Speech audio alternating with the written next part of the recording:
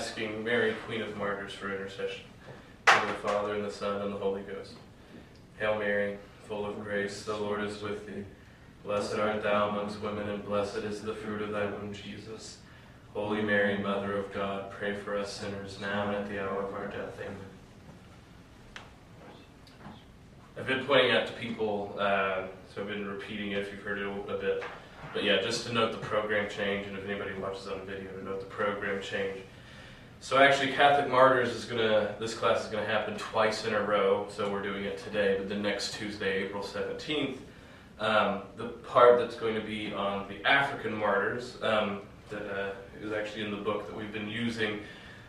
Instead of me giving that presentation, Father Emmanuel Katongole, one of my professors from Duke Divinity School, he's actually going to be in Wichita at Newman University at 7 o'clock at the main sort of speaking hall at Newman University.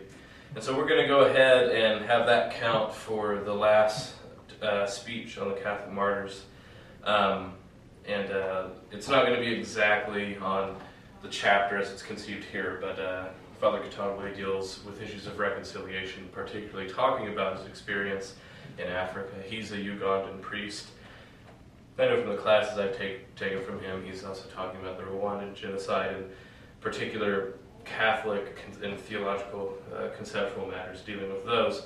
So I thought, although it's not exactly our topic, it's close enough that, and to hear it from someone like Father Katongole would be more powerful than me talking about it, and it's a lucky chance we have. So we're switching those around, and April 17th will be the last Catholic Martyrs of the 20th century, and then that means we're going to actually switch what usually would take place that day, which would be Heresy, the Catalyst of Catholic Prayer. That will take place in the Thursday slot the Catholic Martyrs class would have been in. So if I'm not mistaken, that's April, I think 28th or 26th, I think, 2 weeks from now. So, all right, today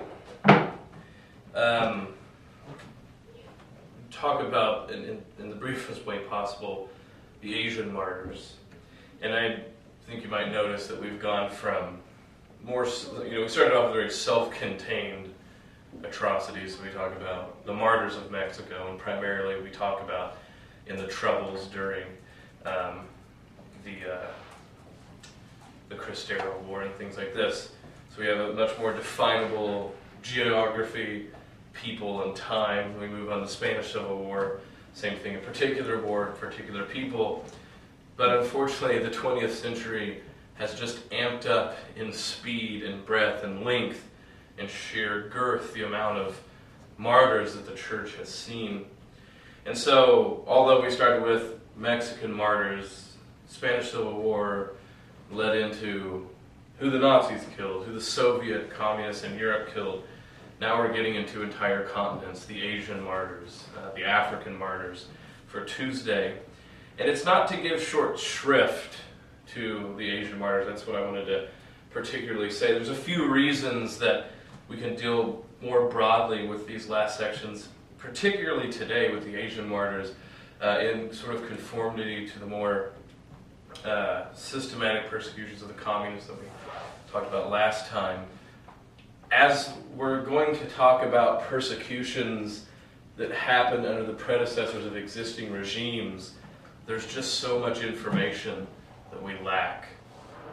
We can go look at the history of the Mexican martyrs of the Spanish Civil War, and even to some degree the Nazis, people who have been conquered, have been stopped, and so their records can be rifled through. And even communism in the Soviet form has fallen and provided some insight. But as we talked about last time, Soviet communism, what we have is just long lists of people long disappeared. Now we're dealing with people that the lists haven't even turned up. We still live under a world in which the communist Chinese regime, although not nearly the juggernaut as far as violence goes that Mao envisioned and enacted, still exists, and it's not like they have any impetus to turn over records anytime soon. North Korea has gotten only drastically worse. And Vietnam, even if there's been some sort of, leveling off of tension, although that's usually only for brief periods of times and things ebb and flow for being worse or better in communist Vietnam, we still don't have these ousted regimes with records that we could go look at. So it's not just simply that we, so to speak, ethnocentric and give short shrift to Asians or Africans. Part of it is the ability to find records, to keep records. But with Asia, it's that this is ongoing. It's ongoing, these persecutions.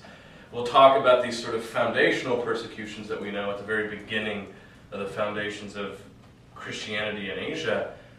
But what we mostly think of when we talk about the 20th century and the martyrdoms that happened then, we just lack stunningly in knowing what is going on.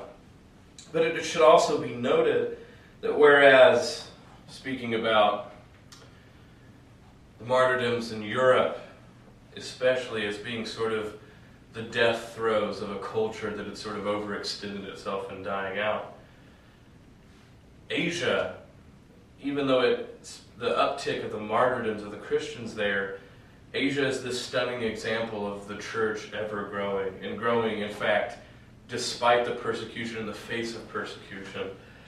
In Korea, for instance, where persecutions of Christians have been off and on again, and of course, North Korea still has their iron stamp on religion, but in South Korea at least, the Catholic Church was rated, I think it was last year, the #1 most trustworthy organization in the entire nation.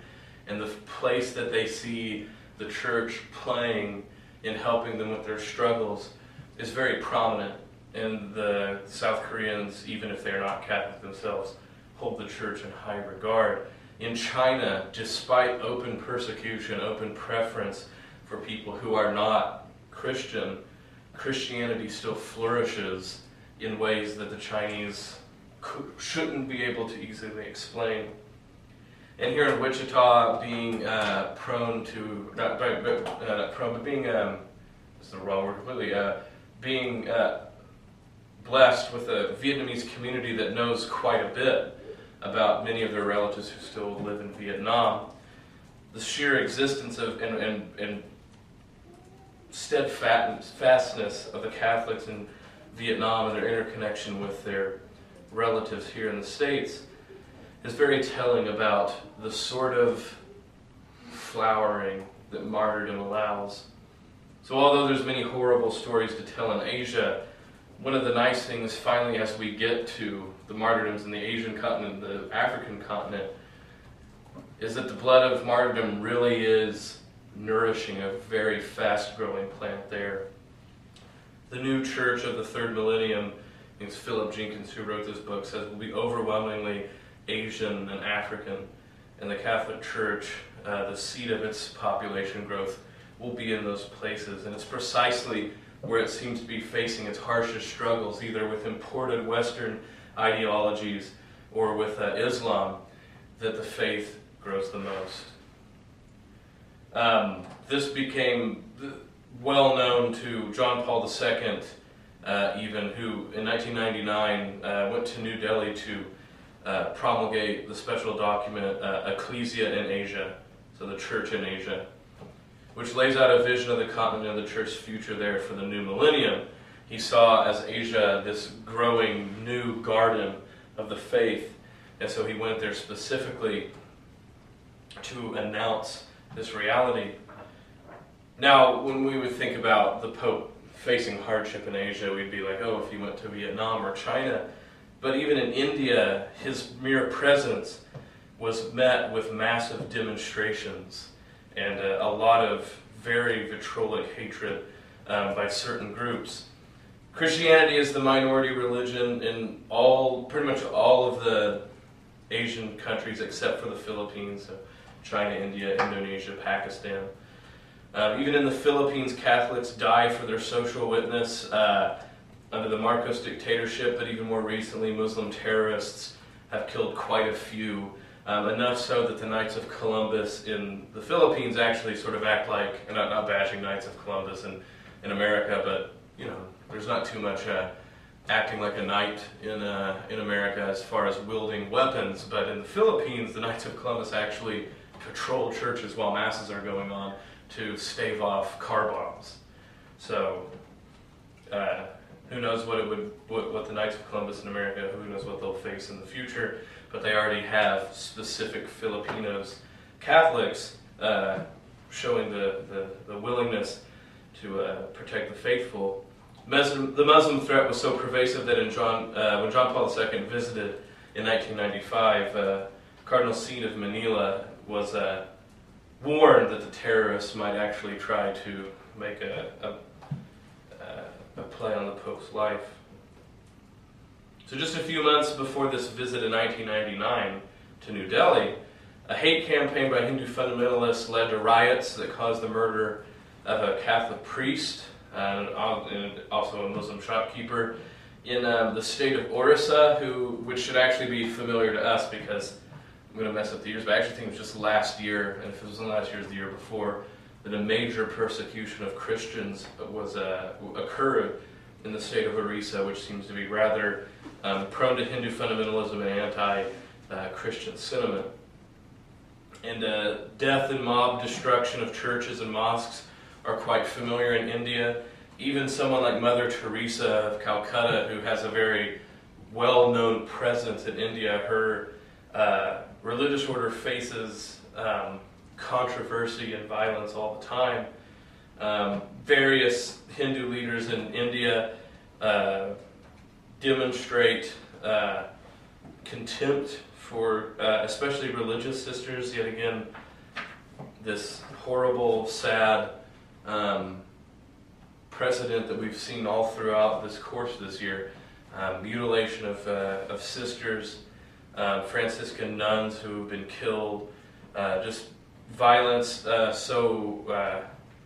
so pervasive that actually they were telling the story in the book about a group of nuns who've all become brown belts in Kung Fu to actually protect themselves and the orphans they watch over.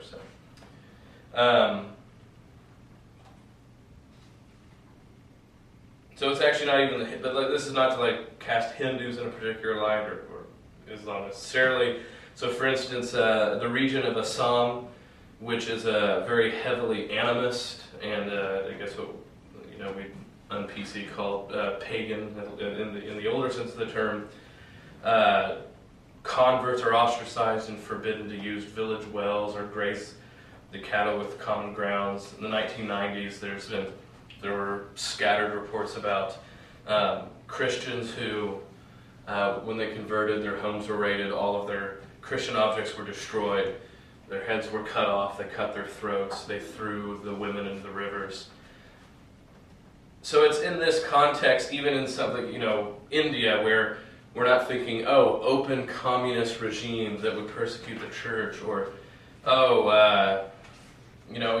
the Pakistan and Saudi Arabia, if you're calling this, you're calling all of that Asia, okay, well, we understand maybe the Middle East and conflicts with Islam, but India, when people don't think, church, or place where the church is going to have difficulties, even India is scattered with this difficulty of the new emerging faith. And particularly, it's the emerging nature of it all that causes people problems.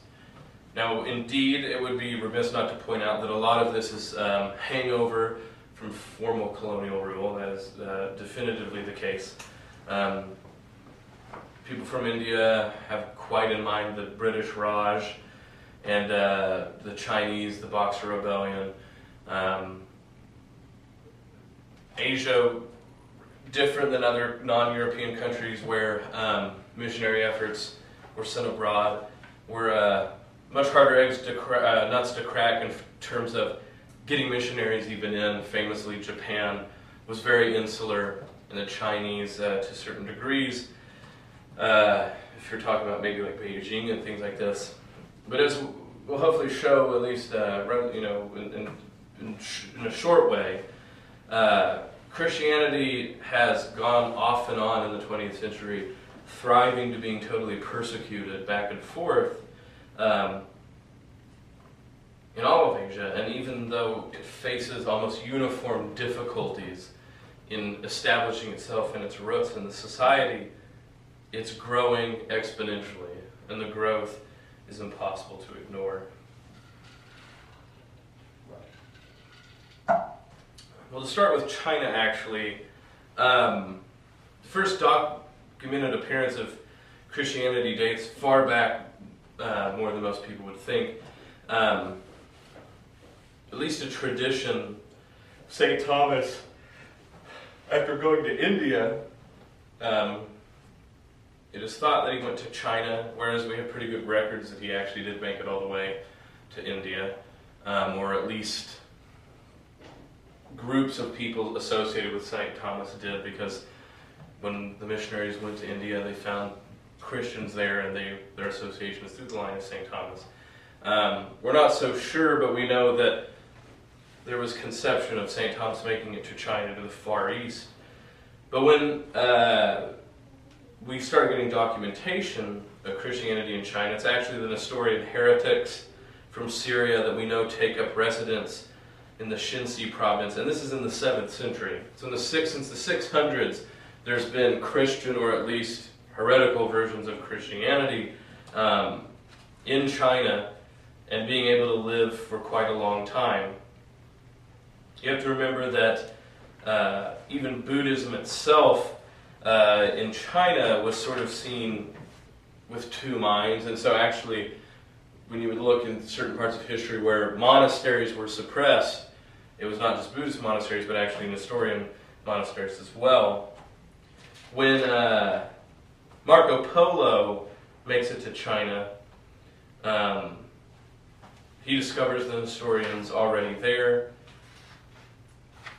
This is, towards the end of the 13th century. And beginning around his time, Europe began a second serious missionary effort. So Maffeo and Niccolo Polo brought the Pope a letter from Kublai Khan requesting that 100 Catholic missionaries come to China. The Franciscans had some success, but with the advent of the Ming Dynasty in 1368, Christianity was again suppressed, probably creating several martyrs, but we don't really have any good information.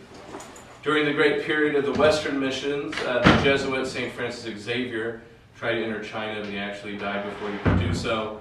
Jesuits, Dominicans, Franciscans, and Augustinians also tried, but failed largely to penetrate Ming China, and their rather straightforward xenophobia that the Chinese at that time felt towards outsiders. But in the late 16th century, two Italians who become very famous even within Chinese culture, Michel Ruggieri and Matteo Ricci, by careful study of the Chinese language and respectful approaches through cultural channels, impressed the cultivated Chinese with the cultivation of their own. So Ricci amazed Chinese scholars not with only bringing the learnedness of the Europeans, he also was amazing at memory. He created his own mnemonic device, and so he could remember all sorts of stuff, and they were very impressed. So, this kind of, you'll hear this more in popular culture. Ricci was, they made him wait 18 years before they let him go to Beijing and the Forbidden City.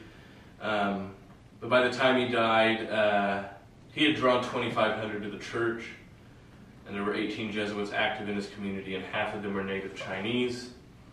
Soon other orders began to go to China. The Paris Foreign Mission Society, and all of these were very successful, especially within the Chinese aristocracy. Educated the classes of the Chinese, had many conversions, and especially Chinese nobility. So when the Manchu emperors came about, this became very problematic for both. So at first, the Jesuit missionaries were highly valued for their learning, but then in a wave of suppression, they were arrested or exiled.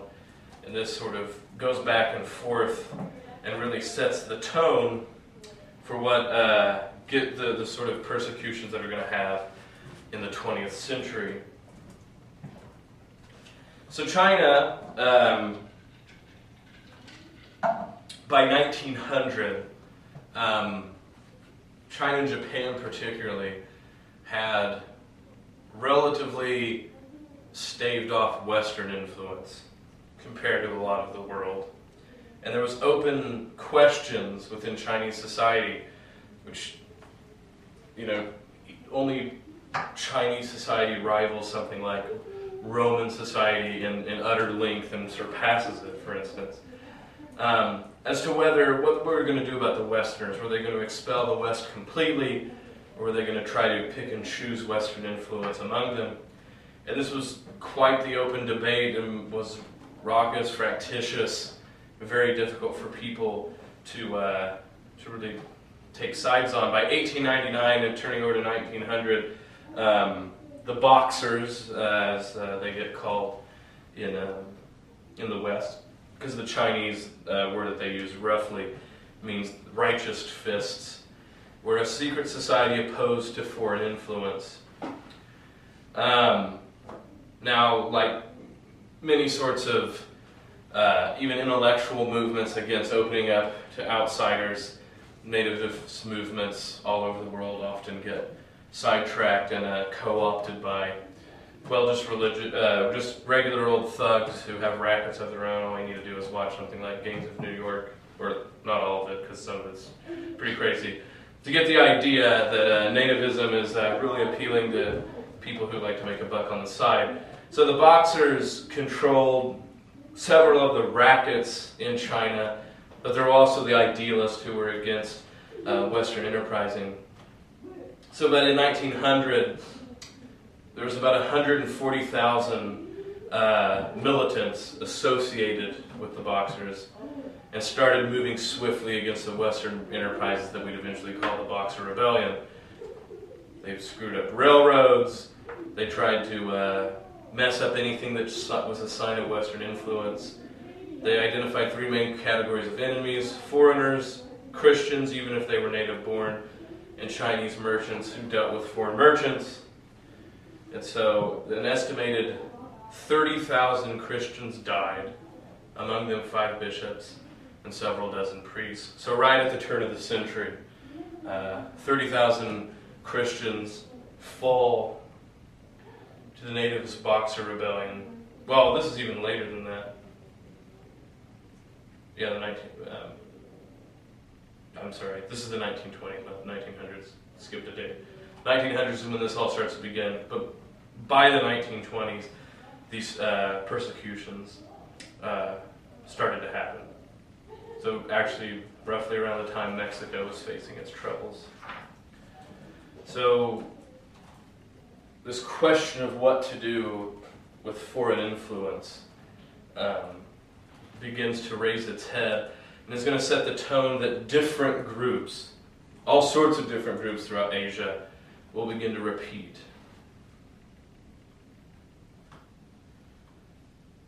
So in the 2 months that the Boxers went on their rampage, tens of thousands died, mostly in rural areas, with the particular aim at where missionary activities were located.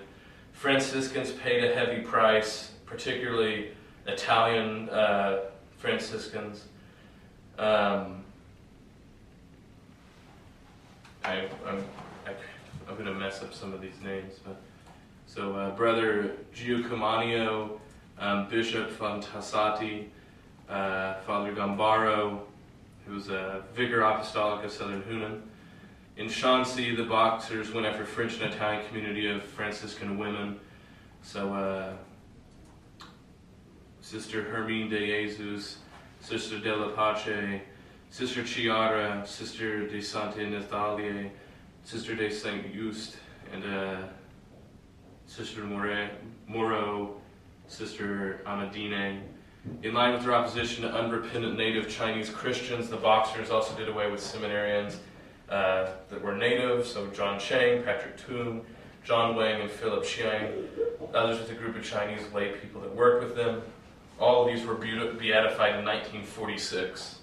So already by 1946, China had 20th century martyrs that were venerated. 1946 almost being a horrific foreshadowing of the martyrdoms that were awaiting China that would even be more ferocious. So 5,000 more Catholics died in similar circumstances in the Hopa province, whom 56, 4 French and 52 Chinese, were also beatified in 1951. 25,000 more fell in various locations. So for the 20th century in China alone, we have two massive particular waves. One is a nativist rebellion that puts down all of these, what was a flourishing missionary communities. But even you would hope that, this sort of tragedy would set up the warning signs about what would happen later for Christians, but unfortunately it did not. The Boxer Rebellion, or the Boxer persecution, though heavy, ended soon, and remarkably the missionary activity in indigenous Chinese church rebounded vigorously.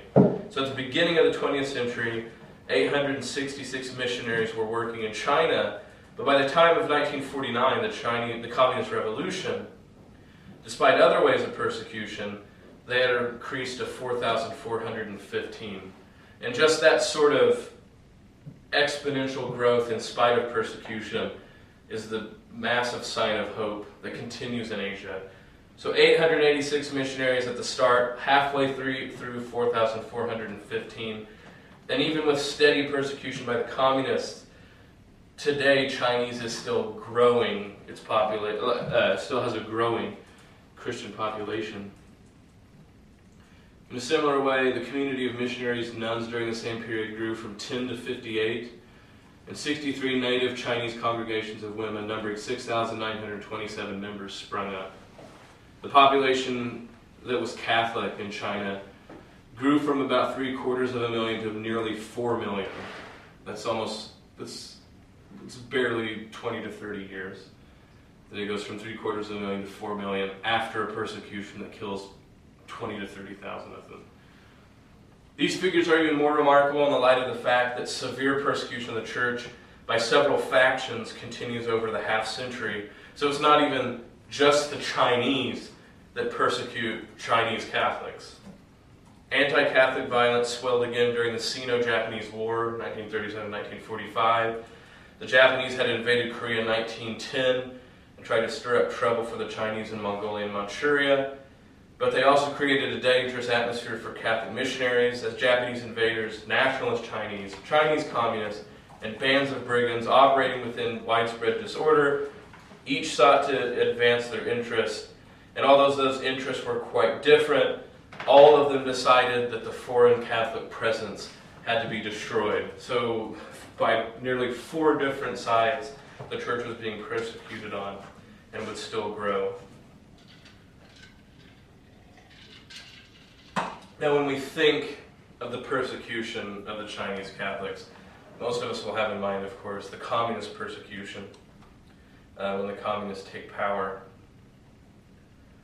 Now, the earliest communist persecutions were aimed at whole communities, not just individuals. So, in July 1947, the Cistercian monastery at Yangqiaiping, with 18 monks, experienced the growing boldness of communist forces after the retreat of the Japanese.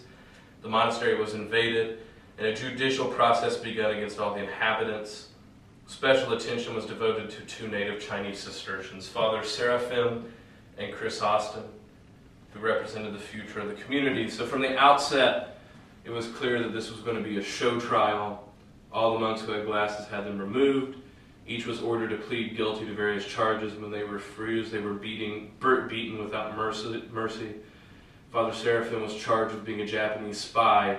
Maria Chang, a catechist, called as a witness to confirm these charges public, instead pleaded that the monks were innocent, and she was beaten so severely that she was left for dead and couldn't walk for a while, all these things like this, but survived. Not wishing to give an opportunity for any more witnesses to disrupt the proceedings, the courts had the monks stripped of their belts and scapulars and bound. During the night, they were given loads to carry and marched for 24 hours through the mountains. 2 of the aged Cistercians, Brother Bruno and Clement, died in the whole ordeal. But they weren't done. After just barely getting the rest, the survivors were driven through bad weather another 100 miles over mountains to Talangming, near the Great Wall. Father William Cambroyer, who had earlier been imprisoned by the Japanese, fell when the person who was helping him walk slipped.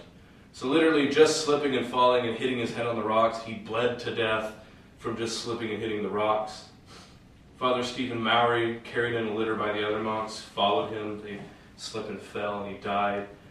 A Canadian, Father Alphonsus, perished after being separated from his brethren owing to illness. At the village of Ting Shehu, when they finally got there, all the interrogations, beatings, and brainwashing started again.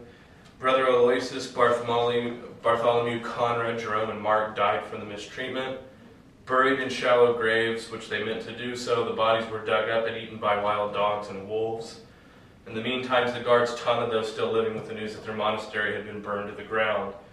But even this humiliation was not enough for their captors. Father Seraphim was bound in an awkward way with a wire. Father Chrysostom was confined to a pigsty. Mistreatment produced 2 more martyrs, Father Anthony Fan, the prior, and the French priest Augustin Fauré. Death came quickly after that. The Dutch priest Alred Dross died. Then the guards decided that they were finally taking too long. And so Father Seraphim and Chrysostom had their heads crushed with large stones, then cut off. Brother Alexis Liu, Damien Hong, Eligius Sui, and John Mew were shot on February 5th, 1948. 33 people from the monastery disappeared, a number of them whose fates we don't even know about. And similar events like this occurred all over China in the 1940s. It's impossible, given the close nature, like we said before, the communist regimes, to reconstruct all of them at present. Who was always responsible? The Japanese, the communists, the irregular nationalists, or the simple brigands? Half the time we don't know. But we do know, like I said, that they could find common course in destroying the Catholic Church. Now, one of the strangest aspects about the Chinese persecutions, and it's mimicked in the various events that happened in Korea and Vietnam, is the insistence on the sort of reverse missionary nature of the Chinese communism against Chinese who were Christian, especially. The Chinese communists attempted, perhaps even more than Soviet Russia, not only to control, but to actually try to convert those who resisted. The communist Chinese emphasis on anti-imperialism and ideological purity, however, was insanely self-contradictory, of course. They were mad at the imperialistic, foreign, and internationalist nature of the church, but anybody who's ever studied Marxism knows that it is from Europe, imperialistic, internationalist, and more than happy to flatten any sort of cultural differences that actually come about. Marxism was as foreign to Chinese culture as Christianity, and given the church's long history in China and its indigenous inheritance, it was even more so. When people will talk about, why do Christians want to go and try to missionize the Chinese? Why can't they just let them be as they are? You're like, they're a Marxist country. They're under a Western ideology that's 200 years old at most. It's more Chinese to be a Christian than it would be to be a Marxist, especially since Marxism has no affinity with the sort of Confucian and Taoist ideals that a lot of the Chinese cultures beforehand had at least demonstrated. Marx has no time. All you have to do is read Engels on the family and see how they differ very radically from Confucius in the understanding of the importance of the family. So it was a very strange notion that that the communists would try to pull out as far as arguments against the Christians. And again, almost just if it wasn't so bloody and terrible, it'd be funny, the irony of someone like, this is Vietnam, I know, but Ho Chi Minh talking about the foreign influence of the Catholics, even though Ho Chi Minh learned Marxism while he was a university student at Paris, a nicety that most of his Vietnamese friends did not get to have. Khmer Rouge is sort of like this too, right? They hated foreign influence, but they learned all that they learned in Paris university systems. You'd figure that if you produce enough Ho Chi Minhs and Khmer Rouges that you lose your accreditation in France, but evidently they accreditate universities in France a little different. Anyway. But what is very particular, again, with Maoist Chinese communism, is they were really intent on trying to leave people alive to torture them and convert them. The Chinese employed psychological measures that were far more systematic than probably even the Soviets. They seem to have felt the need to convince themselves that resistance to communist truth could be overcome by physical and mental tortures. And while later, they're, as we know in the news now, they're trying to get people out of the underground churches and the patriotic church that's at least controlled by Beijing. Back then, they were more than happy to try to drive people either into conversion, madness, or suicide. What we call concentration camps or death camps, or what even the Nazis would call work camps. The Chinese, I'm pretty sure, I might be wrong here, maybe the Soviets came up with it, but the Chinese really relished in calling these camps re-education camps. And they were really intent on sending priests particularly to the re-education camps to re-educate them in how they really needed to act, and why communism was superior. So this probably is a clue to demonstrate how worried they were of the moral influence the church already had. So in 1948, the number of native Chinese priests was beginning to approach that of the foreign missionaries. So yet again, another funny, not funny like hilarious, but funny as in stupid, argument was to kick out the priests, was to kick out foreigners. But the number of native priests in 1948 in China, 2,676 compared to 3,015 foreigners. So closing the gap very close. In training were 924 Chinese in the major seminaries, 2,705 in the minor seminaries. Absent persecution during the 20th century, Chinese Catholicism would have quickly become basically an indigenous movement. Native Christians were the most numerous among the church missions, had been the longest present. So in Mongolia, the Shute Fathers, in Beijing, the Lazarus, Hopa and Kaiansu, the Jesuits, Shentun, Shanxi, and Shinxi, the Franciscans, in Manchuria in the southeast, the Paris Foreign Mission Society.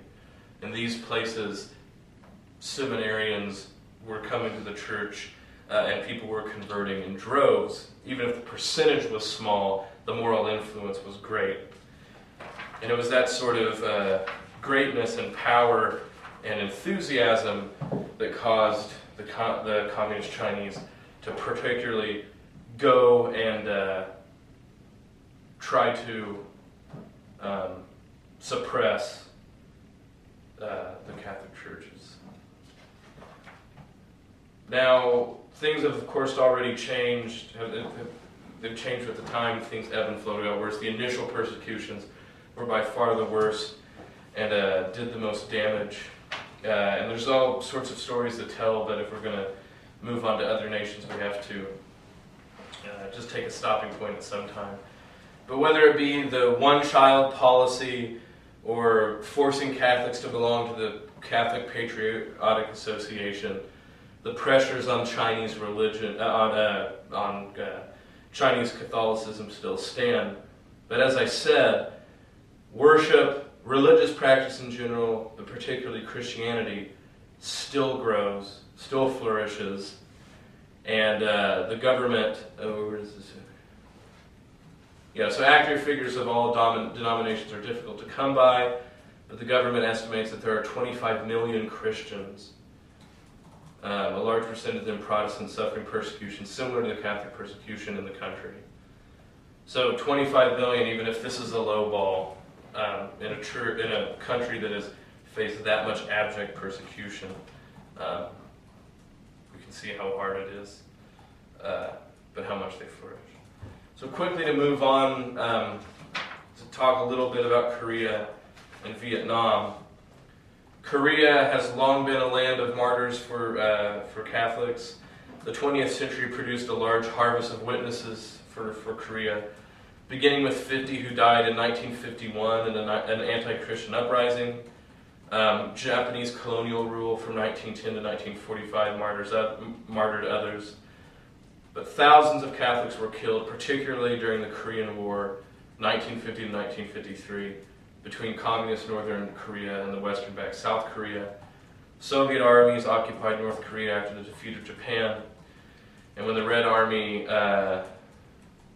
linked up with Major Kim Il-sung, who becomes the self-titled Great Leader of North Korea, the hardships for the Korean Catholics began.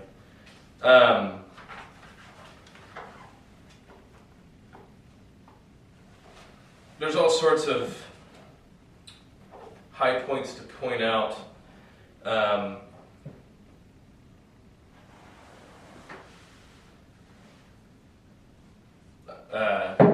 Like I said, to rush through, and we get some of this story with for Wichita. We have a connection through Father Capon. So I don't want to say, oh, you can go there and look, because there's all sorts of horrifying and heroic stories we can tell as well. But just to sort of give some of the details. In 1939, Buddhists were by far the largest body in Korea, but Christianity had made marked progress in a culture that, like China's, appears to have a certain openness towards the New Testament. Eminent intellectuals of the past had labored to find a way to reconcile Confucianism and Catholic theology. Figures are not very reliable, but there were probably 287,000 Presbyterians, 114 Catholics, together with another 60,000 Christians at that time. By 1988, there were 6.5 million Protestants, 1.9 million Catholics, alongside 8 million Buddhists and non-communist South Korea, making Christianity the largest religious denomination there.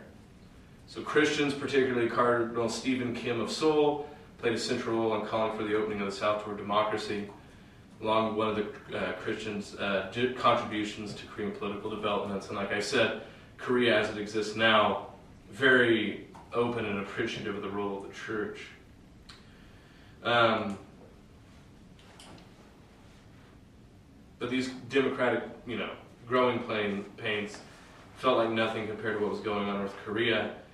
The numbers are shocking. Between 1950 and 1953, at the height of the Korean War between North and South, half of all churches had been destroyed or suffered major damage. 50% of the hierarchy, 1/3 of the clergy, and at least 15,000 lay people were killed. Korea's martyrology is atypical of other communist persecutions, and that it includes so many non-clerics. The Catholic Bishops' Conference of Korea has officially identified 215 witnesses to the faith from that pyramid. But martyrdoms even began before that. The problem of the Japanese invading Korea, the struggles that part of Asia fought demonstrates these sort of things. In 1949, the Soviets took possession of Takwon Abbey, arrested the abbot, prior, sub-prior, theology professor, all who were German missionaries. 4 Korean priests, Kim Chi-ho, Kim Chong-soo, Kim Il-sik, and Xiaopyong Kwan were also taken into custody, and the entire Benedictine community of Wonsan disappeared. So we have all these persecutions that line up beforehand, often at times because of the foreign influences of violence in that area. And by the time that we get into North Korea, the war, specific persecution started to begin, and as we start to, yet again, this starts to hit home with Wichita Diocese, we hear of the now infamous death marches that many Americans and fighters from the South, but particularly priests, were forced to take. So, forced through North Korea to the Yola River. And like I said, we have a lot of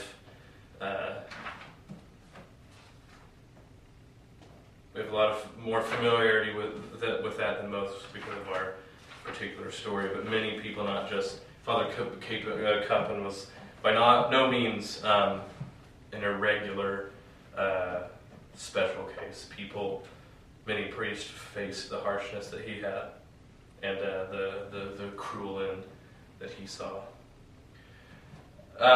Quickly, and to do no justice to any of this at all, to speak about Vietnam, and like I said, the sort of reality of the communist persecutions that touched the city of Wichita, and perhaps closest when talking about the Asian Martyrs because of our very prolific Vietnamese Catholic presence in the town. This particularly is one that is rather sad because what we know from particular families and real people we know here in Wichita, but it's very hard for us to determine precisely what specific persecutions happened, who all died, for what reasons, etc. I admit, the first time I read about this wonderful, blessed Marie Michael Marcel Vaughan, I'll write his name up. If you get a chance to go read about him, I don't have enough time to tell, but he seems like a wonderful, I don't know, it's either blessed or servant of God. I don't know how far his cause has been advanced, so I'll just write this.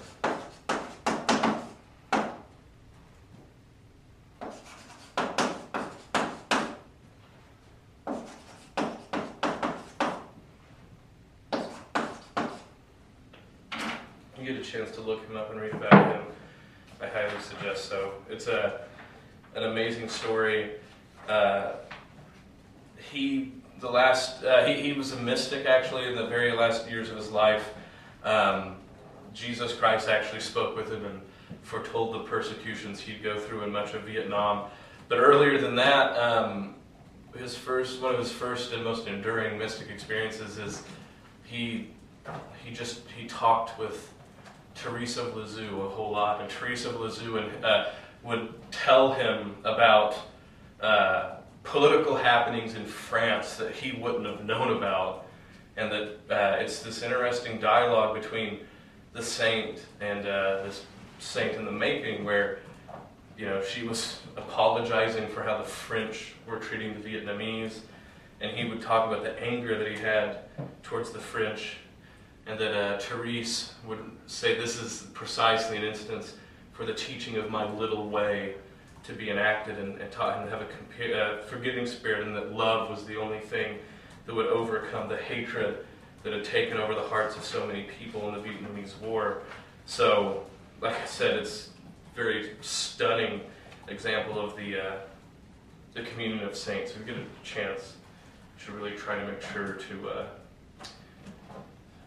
to read about this. Now, Vietnam has its very long history with Christianity as well. It's a little bit different. Vietnam has a lot of political ties with what is going on with China, but they're not. Their persecutions are a little bit different, and their spread is a little bit different. So the most remarkable figure among the early missionaries was probably French Jesuit Alexandre de Rhodes, who came to Hanoi in 1627. He learned Vietnamese very quickly, was received by the royal court. By 1630 he was expelled. When he was expelled, he had already baptized over 6,000 people. So within 3 years he baptized 6,000 people. He had wrote a Vietnamese catechism and organized a Vietnamese Latin Portuguese dictionary. And this isn't in the book, so if I'm messing this up, this is what I take from speaking with Vietnamese friends. If I'm not mistaken, Vietnamese is the only Asian language that was first rendered in European script. So I think this guy, Father Rhodes, was the inventor of the written Vietnamese language. But if I'm wrong, but I think this is what they're talking about. At least writes a Vietnamese catechism and a Vietnamese Latin Portuguese dictionary, very influential of Vietnamese culture in the modern world from the 1600s on. Christianity persisted in Vietnam despite persecutions, so as in other parts of the world. The political alignments favored the church and sometimes didn't. Vietnamese rulers would martyr both Buddhists and Christians at different times. In the 19th century, the French colonial presence really picked up, And Vietnam had active promotion of Catholicism, which did evoke a backlash. The Vietnamese royal families, even when they were trying to rule without French intervention, which of course didn't happen very much, was very Catholic. Vietnam became a French protectorate in 1883. So some Vietnamese non-Christians among them welcomed the French as perhaps a force that might modernize what they thought was a still feudal system. But in the 50 years prior to the French takeover, somewhere between 100,000 and 300,000 Christians were slaughtered or persecuted. The Vatican later beatified 117 of these 19th century martyrs. And if you've ever been to a Vietnamese church where they have an apparition of Our Lady that appeared in Vietnam, and I'm going to mess up the name so bad about where she was, I'm going to try it, but it was, I remember asking, I was like, so did Mary appear during the slaughters of the 20th century? And they go, no, that was the slaughter beforehand. We've been, the Vietnamese have had much hardship to weather through, but my friend, if anybody knows Oscar Tran, said that's why Mary has such a close connection with the Vietnamese people, because Mary cares for those who need her most. And so his explanation, for instance, for devotion to the Blessed Lady in Mexico and Vietnam is precisely because the world hastens to suppress these people so much that Mary has a special care for her children in those places that face such hardships. So within a few years, there were over 70,000 Catholics in Vietnam. And where you talk about the millions that are in China, you have to think that China is this massive place with loads of people. Vietnam is not very big. 700,000 Catholics is a huge number in so short of time. But the situation of France, especially after they were defeated by the Nazis, became very precarious. By 1954, a Geneva Armistice Agreement partitioned at the 17th parallel a communist North Vietnam and a democratic South. And as the French began to withdraw and American troops began to replace them in the South, the communist movement in the North, led by Ho Chi Minh, was establishing itself. By this time, there were close to 1.6 million Catholics in the country, all but 480,000 of them in the communist-dominated regions. So a lot of the Catholics happened to be where they partitioned it to the north.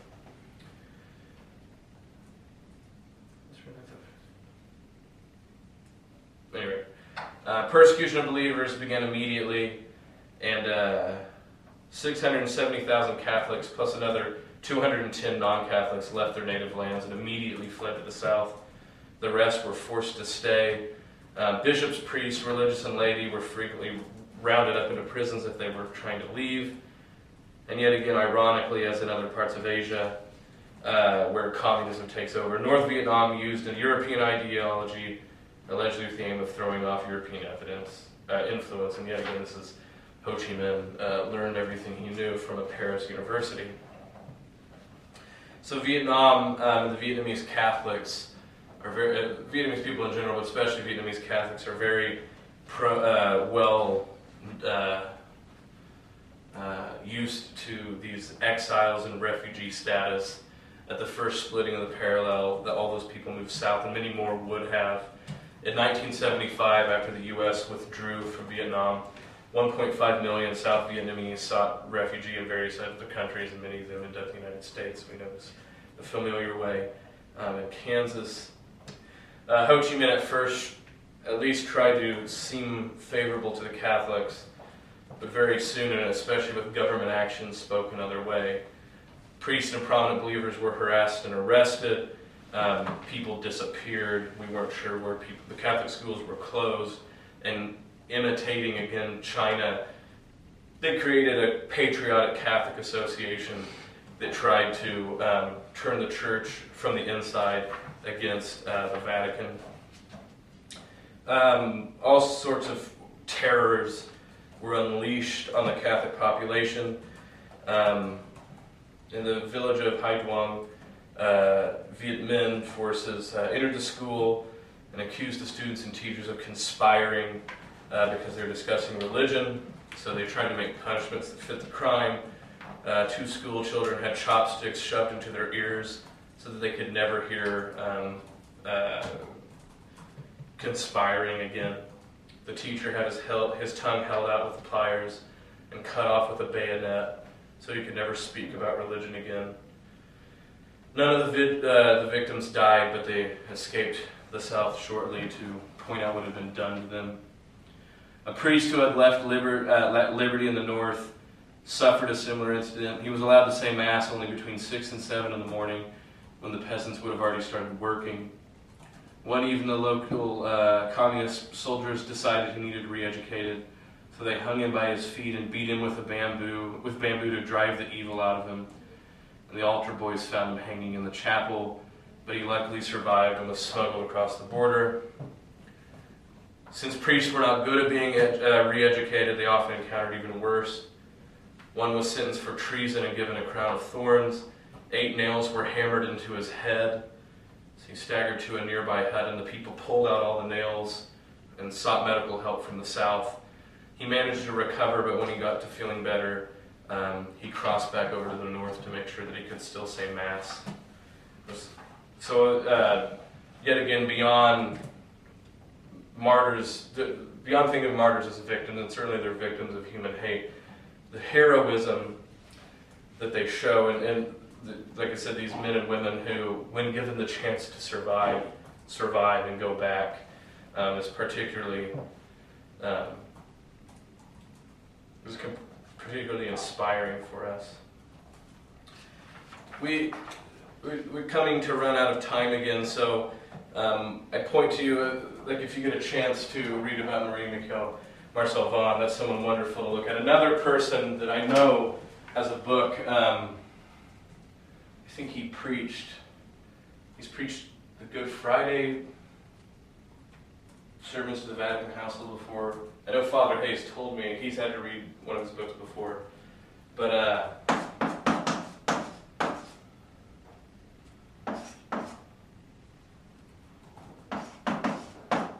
Francois Xavier, when Von Thwan.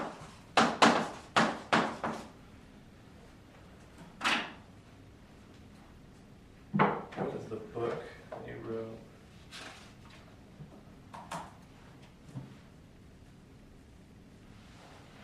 Let me find the book.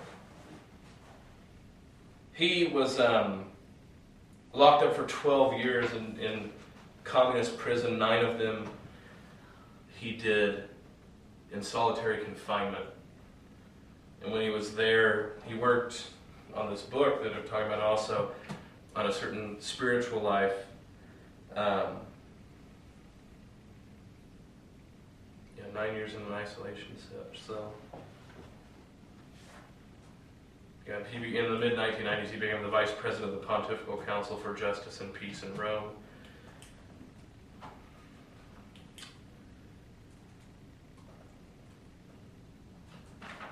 Where did the book name go?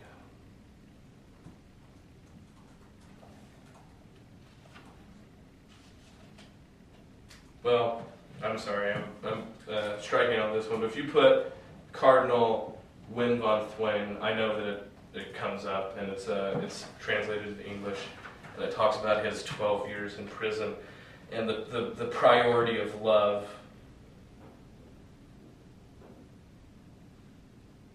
In fact,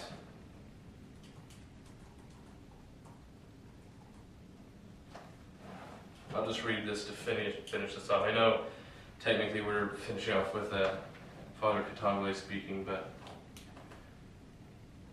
I'll read this last part. One guard even let the Archbishop make a cross and chain out of a piece of wood and some wire. Later in freedom it became the Archbishop's pectoral cross. I wear this cross and chain every day, not because they are reminders of prison, but because they indicate my profound conviction, a constant reference point for me. Only Christian love can change hearts, not weapons, threats, or the media, By his own report, he made a point of discussing Christ's command to forgive our enemies with his captors, which led to this exchange. Do you really love us? Yes, I sincerely love you.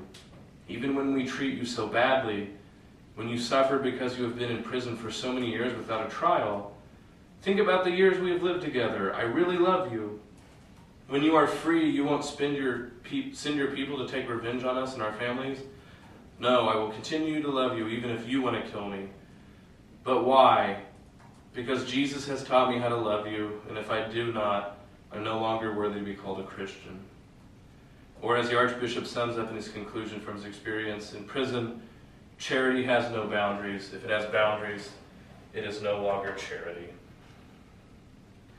Here, as a footnote, so maybe I can tell.